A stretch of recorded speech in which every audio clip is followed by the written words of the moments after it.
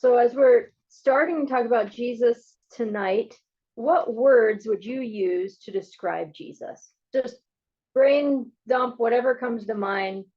Say a word out loud. Compassionate. Okay. Warm. Revolutionary.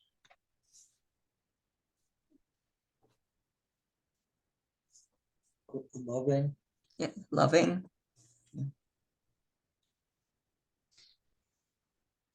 Caring. Counterculture.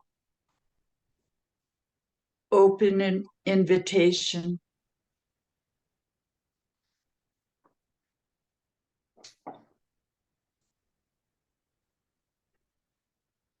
And off of the top of your head, what would you say for you are the most important teachings of Jesus?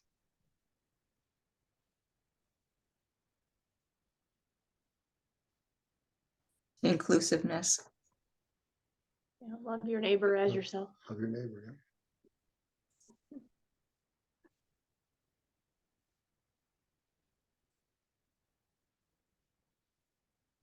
Acceptance.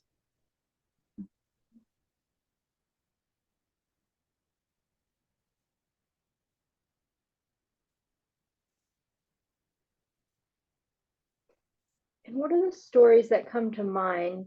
Tell us about who Jesus was and what was important to Jesus.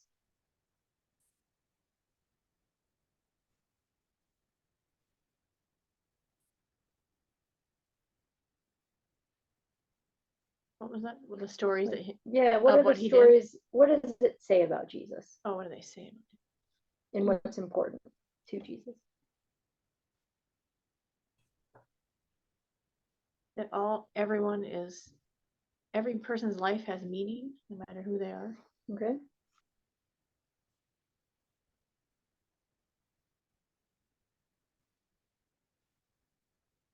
Love is more important than the old rules. Love is the new rule.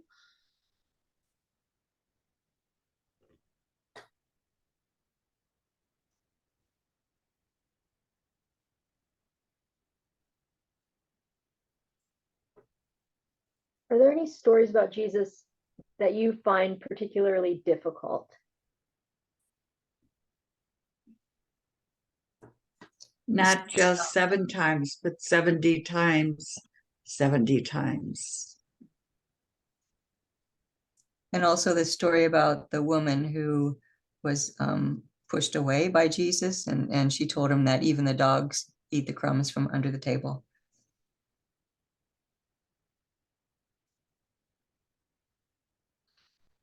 When he flips the tables in anger. Although now I think of that picture where he's flipping Oh, the the table. table, But that one. I think the one who rebuked the fig tree and made it die. That's Mm, right. Yeah, Yeah. because he didn't have any fruit Yeah. and he was hungry. Yeah. Hangry Jesus. Jesus. Yeah. Now you make think it looks like Danny DeVito. Now I can see Danny DeVito flipping over a table. Yeah, there you go. Good. So there's parts of Jesus that like we grab onto and they really fit well with the images of Jesus that we've formed. And then there's parts of Jesus where it's like, this does not fit with my image of that I have Yes. formed. Prodigal Jesus. son.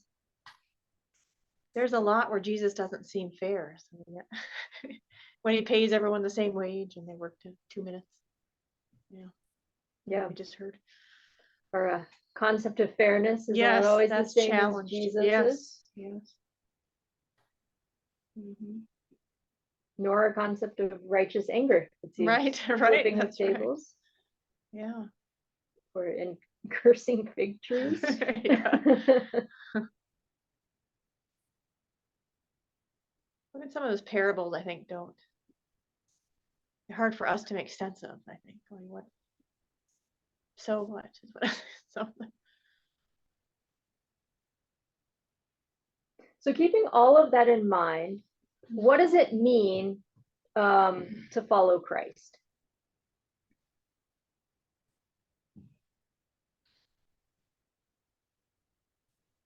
think it means to try to act as Jesus did, and in the way that we believe he was acting, even if we don't understand. That's hard when we just said all the negative kind of things, but yeah, you know, the old bracelets, what would Jesus do?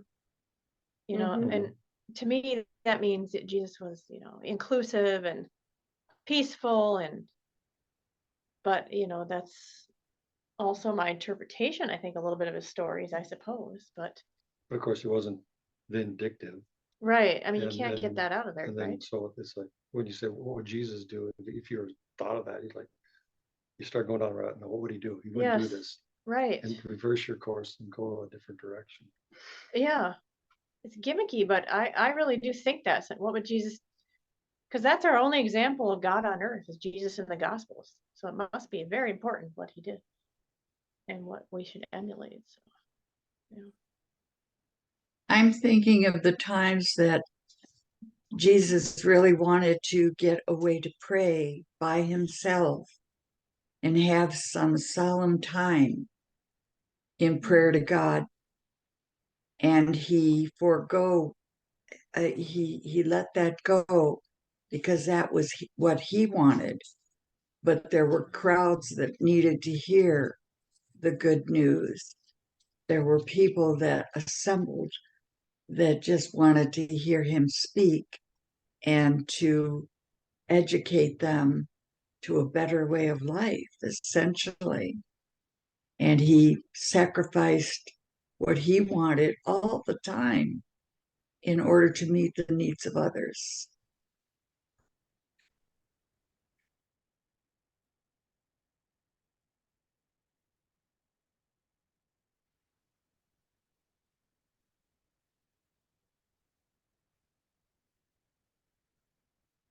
So on a piece of paper, I'd like you to draw a line across the sheet of paper. And we're going to talk about the person of Christ. So on one hand, human, and on the other end of the line, divine. And so there are different ways that people have understood Jesus so throughout time. And so there's really a spectrum, and there's this low Christology. And in low Christology, Jesus is human, but Jesus was exalted by God at the resurrection, that's a low Christology. Some scholars say that low Christology is the older understanding of Jesus, that's what the early church, where that it was, so Jesus was human, lived the life, Jesus died, and then was exalted by God, and that's when the divinity came at the resurrection. And then not the other end is a high Christology. And in high Christology, Jesus is divine and became human. And so this high Christology aligns more with Gospel of John. Camille, I know you disagree with this, but this is why some scholars say that John was written later, because scholars think high Christology was developed later. And so even this understanding of Jesus was a later development. Other scholars think that high Christology was present since the beginning. And so there's disagreement about that. So we have this low Christology where Jesus is human, exalted by God at the resurrection for the divinity piece. High Christology, Jesus began divine and became human, but still retained those divine characteristics as well.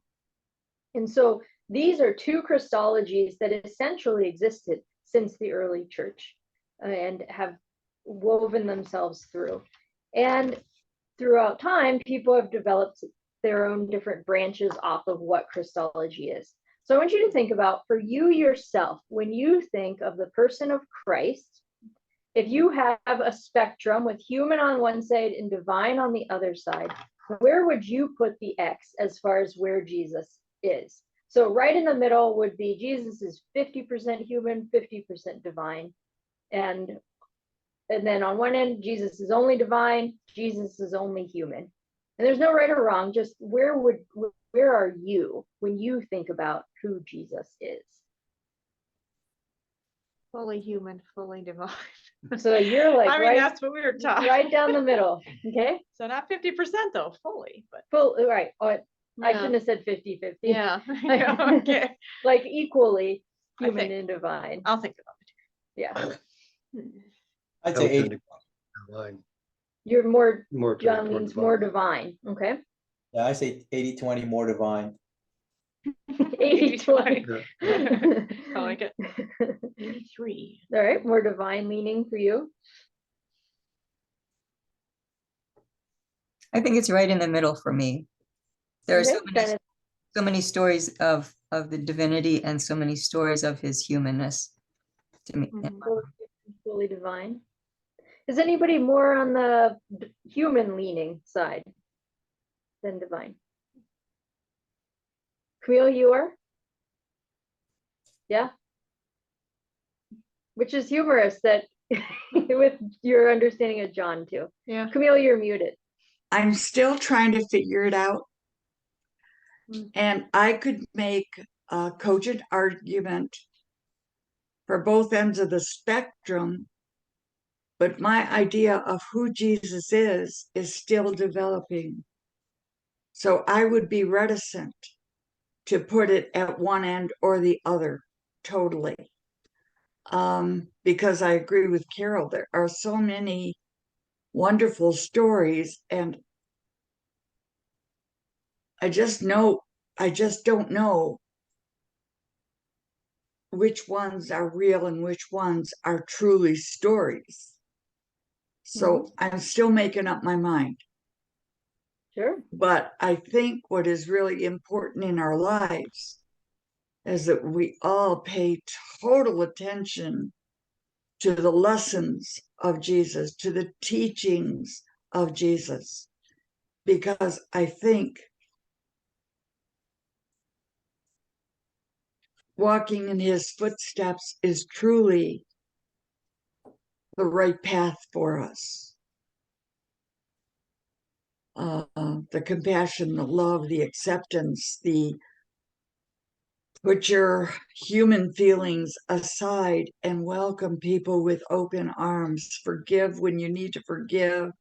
Love when the world is telling you that person is unlovable. Jesus did it. And we struggle to follow that example. But I think that example is true. Does that make any sense? Yeah. Okay. So put another, thank you, Camille. Put another line on your sheet of paper for a spectrum. And on one end is low Christology, and the other end is high Christology. And where would you put yourself with your understanding of who Christ is? A low Christology, remember, meaning Jesus was human and then exalted by God at the resurrection. To high Christology, where Jesus, divine being, who became human. High Christology. High Christology, high Christology.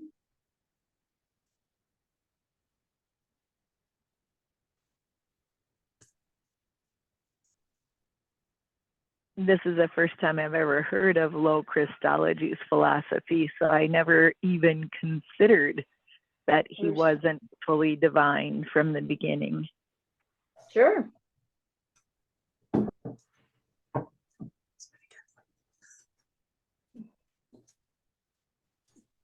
So keep thinking about that, the person of Christ. And now what is it?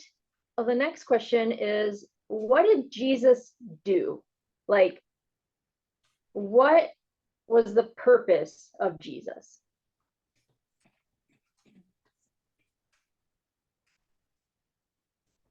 To teach and show by example. Okay, teach and show by example. Others, what do you feel the purpose of Jesus was? Well, ultimately he died for our sins. Die for our sins. Okay. To be like the face or the person of God among us. Yeah, Emmanuel. Yeah, God, that's right. God God with us. among us. Yeah. To be the person of God among us.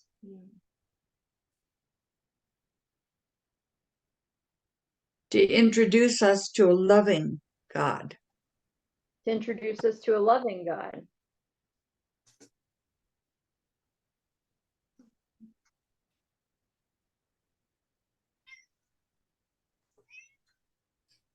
So there's different ways to view what's the person of Christ. There's also different ways to view what is it that Jesus came to do. And there's a whole theology, atonement theology, and there's a lot of different categories within atonement theology, which is what is the saving act of Christ? Like, what did Christ do? And so we're going to go through the major pieces within atonement theology. And the first would match more of those of you, I think, who said Jesus came to teach. Because one of the atonement theologies is a moral influence. So it's a moral influence atonement. Where Jesus came, the purpose of Jesus was to bring positive change to humanity. That was the purpose of Jesus. And in the act of bringing positive change to humanity, Jesus taught, how is it that you do this positive change? And in the act of that, because of who humanity is, Jesus died because of teaching these positive change. But the purpose of Jesus was to bring positive change to humanity. So that's moral influence. Any questions on moral influence? Next one is ransom atonement. So, in ransom atonement, just like it sounds, where Jesus essentially is paying a ransom, that humanity has been held by ransom, either a payment to the devil or a payment to God. And by Adam and Eve, original sin idea that Adam and Eve made a pact or sold humanity to the devil, or turned against God. And because of that, a ransom must be paid, and Jesus pays the ransom. And by paying the ransom, then it's done with, and the ransom's been paid and humanity's freed by Christ paying that ransom. So that's ransom atonement. Out of ransom atonement, there was another type of atonement that was formed, and it's called Christus Victor. In Christus Victor, this was that Jesus's purpose was to defeat evil. No one was paid off in this understanding, that the devil's not being paid off, God's not being paid off. Christus Victor kind of understood, like, why would God have to pay off the devil? Like, that doesn't really make sense. And so it said that humanity was freed from sin just by defeating evil. And that was what Jesus came to do. The next one is satisfaction atonement. And so in satisfaction atonement, the image to bring to mind would be the scales of justice. And there has been, in satisfaction atonement, so much sin that the injustice is so heavy that the scales are out of balance. And so Jesus comes to balance the scales of justice so that the injustices are not so heavy that they weigh us down, but that justice and injustices, that the world needs a balance in order to exist in a right relationship with God. And so Jesus kind of balances out the injustices of human sin. Any questions so far? So we did moral influence, ransom, Christus Victor, and satisfaction. A fifth type of atonement would be penial substitution or substitutionary. So substitutionary atonement is that Jesus comes to be punished in the place of sinners. So in this one, whenever we sin, we must be punished, is the belief. And so if we sin, we'll need to be punished. And so Jesus comes to replace the punishment that we would receive by substituting himself to receive that punishment. The next type of atonement, theology, is a governmental atonement. And in this one is similar to the substitutionary, but in this one, Jesus came and substituted himself, and he died, but only for the church.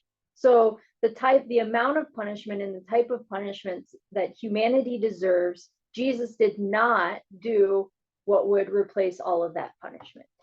But Jesus paid off all of the punishment that would relate with the church.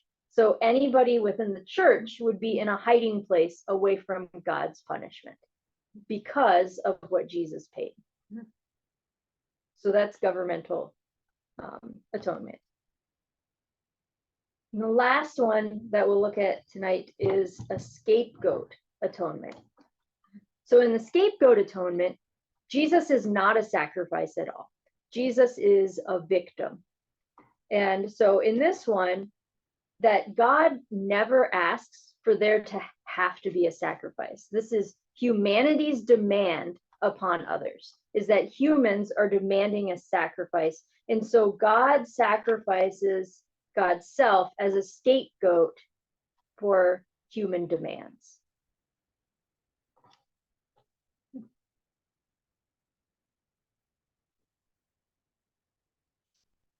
So any questions on these atonement? So this atonement is, what is it that Jesus came to do?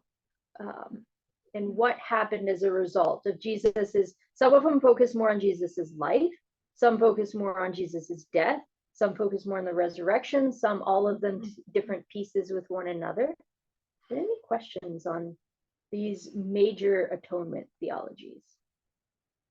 There's so many. There are a lot, yes. I've never, There's 7. people take Christology and they're like, it's a lot. But I never studied it. It is a lot. It is a lot, and there's a lot more to it. I'm kind of Yeah, I'm sure you are. Would some of them overlap or no? Some of them do overlap. So some of them were formed out of other theologians' thoughts. And so like you have the Christus Victor came out of the ransom theology. Oh, sure. And somebody's looking at it and they said, it really doesn't make sense that God owes the devil anything. So they said ransom theology just does not work for me because God does not owe anyone anything. It does not owe the devil anything. Sure. So which created this Christus Victor, which says that Christ defeated evil, that it's not a payment, it was a defeat of evil. So it removes that. So some of them kind of overlap with one another. Sometimes the moral influence one, for some people, moral influence atonement, that is what Christ came to do, was just create a moral influence, bring positive change to humanity. Others would combine moral influence with one of the other atonements. Well, yeah, if you just believe moral influence, you'd be like, well, then just happened to be killed. Then Yeah. Yep.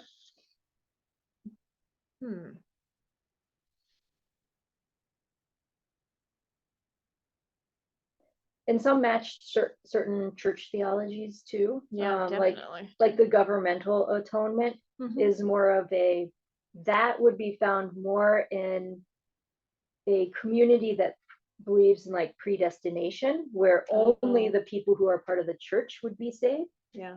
Because it's focused on that it's only about if you're within the church. And if you're outside of the church, Jesus did nothing for you because you're not within the church. Sure.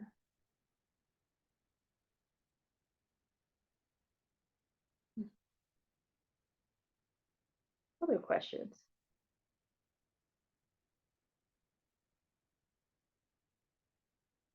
So Christology it's a very broad category. Christology just means the study of Christ, the understanding of Christ.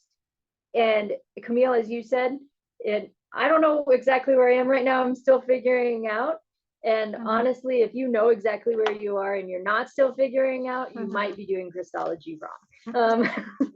Because it is just like with God, understanding God is beyond us. And understanding everything about Christ and everything that Christ did is also beyond us. And part of it in our faith is to be on a continual understanding and learning, which helps us to deepen our faith as well. So as you think through these 7, you can say it out loud or just in your own mind, think through, where do you find yourself in atonement, and or in none of these. There's other alternatives too. There's a really thick, very thick, like, book written by Parker and Brock, and they really wrote about, I don't like any of the atonement theories because most of them are very violent, and that for them, they don't believe that God brought additional violence into the world. And they're coming out of a perspective of how do we deal with this violent God when you've been a victim of abuse and you've been a victim of extreme trauma? Then where is God in the midst of that? And what is it that Christ came to do? So there's other ways and other nuances in understanding the atonement theology. But think through, where is it that you find yourself? And I'll read through them again. Moral influence, where Jesus came to bring positive change to humanity. Ransom, where the devil or God was paid the ransom of original sin or the sins of Adam and Eve. Christus Victor, Jesus came to defeat evil. No one was paid off, but we were freed from sin. Because there was no need for payoff. Satisfaction, Jesus balances the injustice of human sin. Penial substitutionary, Jesus is punished in the place of sinners. Governmental, Jesus died only for the church, creating the church as a hiding place from punishment. Scapegoat, Jesus is a victim, not a sacrifice. God does not demand sacrifices, but God sacrifices God's self as a scapegoat for human demands. I have to go, but Thank you, Hannah. Thank you. Does the UCC lean towards any of those? So UCC is pretty open because we're non-doctrinal. Right. And so there's probably, What would the ministers say if they have? it's across the board. It So is all of them, it's okay. across the board with atonement. Okay. And I would say in this church, we probably have, I don't think all of these, but a Quite wide a few, I spectrum would agree. represented in atonement. Interesting. Okay, see you later. Take care, Thank Hannah. you. Interesting stuff.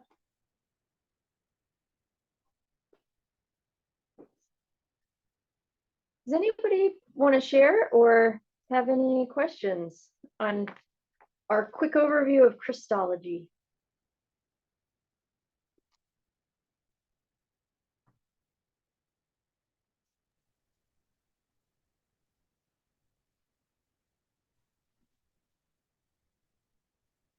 You've given me more meat to chew. Good.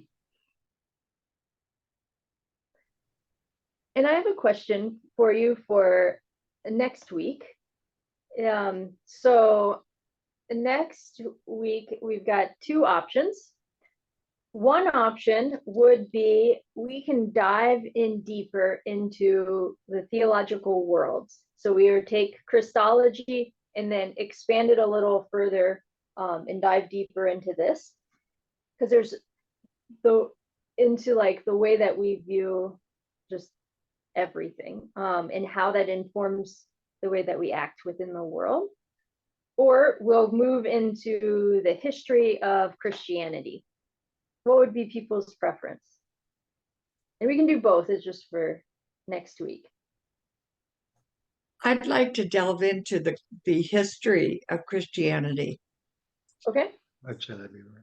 history of Christianity next. Okay.